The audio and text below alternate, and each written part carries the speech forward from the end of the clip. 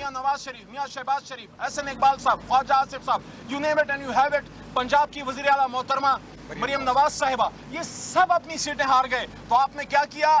आपने क्या किया कि जमहूर के फैसले के बरखिलाफ अपने मनपसंद लोगों को आपने बैठाया। जब 17 सीटों वालों को आप हुकूमत देंगे फिर मुल्क नहीं चलेगा।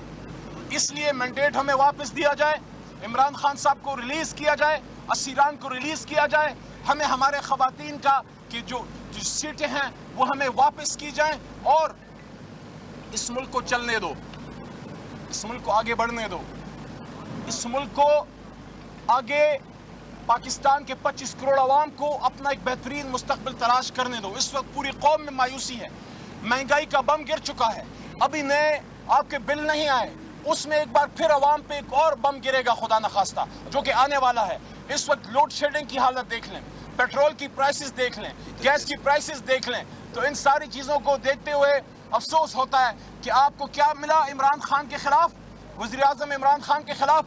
ना मनी लॉन्ड्रिंग मिली, न ऑफशोर अकाउंट्स मिले, न एवन फील्ड मिला, न सरे महल मिला, न स्विस बैंक के अकाउंट्स मिले। रावलपिंडी में पीटीआई के रहनुमा अली मोहम्मद खान मीडिया से गुफ्तगू कर रहे हैं।